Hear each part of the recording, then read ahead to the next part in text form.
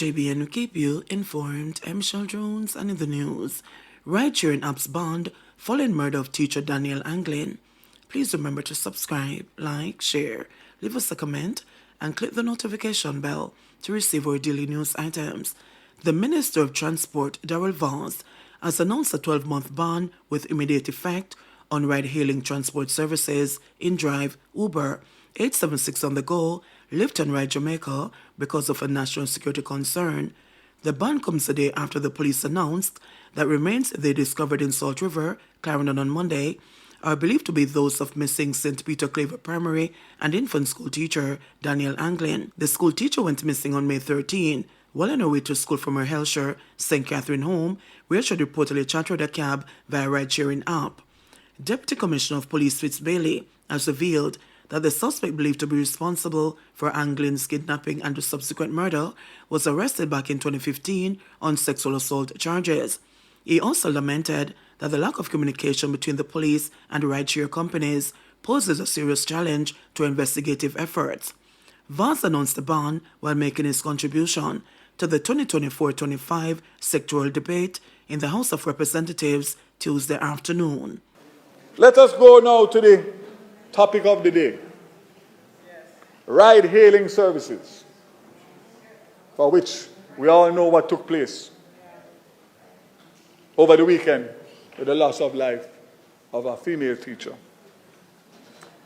It is imperative that I speak to the ride-hailing service.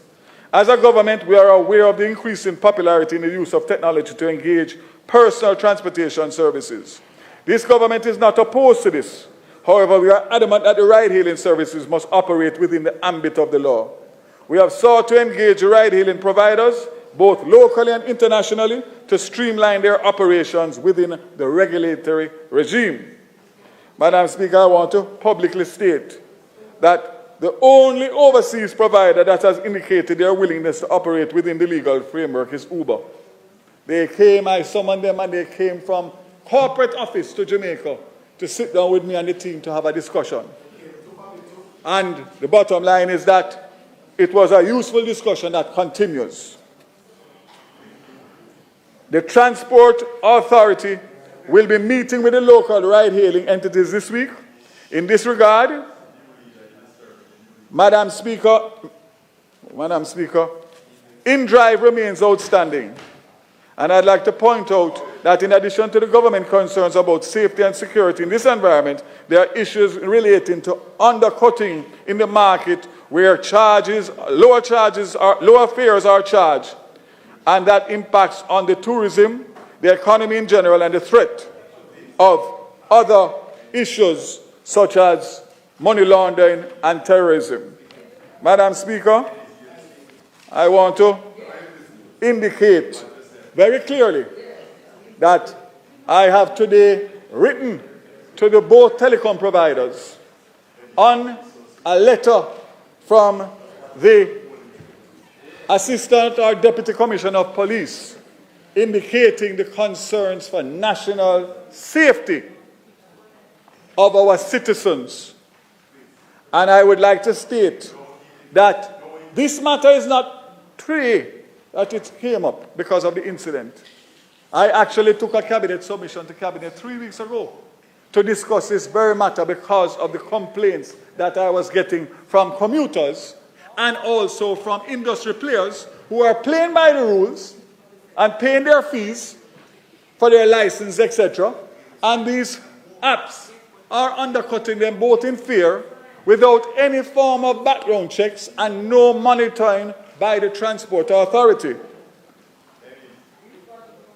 Madam Speaker, I want to indicate that my recommendation as of today, which will obviously have to be vetted for legal purposes, is that a ban on all of those ride-sharing apps with immediate effect until such time as we can come to the table and work out properly how these apps will be regulated in terms of making sure that safety, background checks of the drivers are done not only by the app, the rideshare apps, but by the Jamaican authorities, whether it be the police or the transport authority or whoever. And I make no apologies.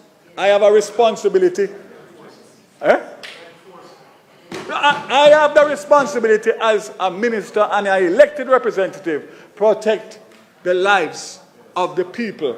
And I am saying to you, and I am prepared to go to the end of the world to make sure that that ban is enforced immediately with a view of sitting down, which the Transport Authority, in fairness, is already meeting with the local transport operators who have designed apps and want to implement apps for the betterment of their service. No issue. But one thing is for sure, based on what took place over the weekend, and just to be very open, this is just one of several cases that the police have had evidence that these ride-share apps have been used for criminal activity. So it's not the unfortunate loss of a life on the weekend. There are several.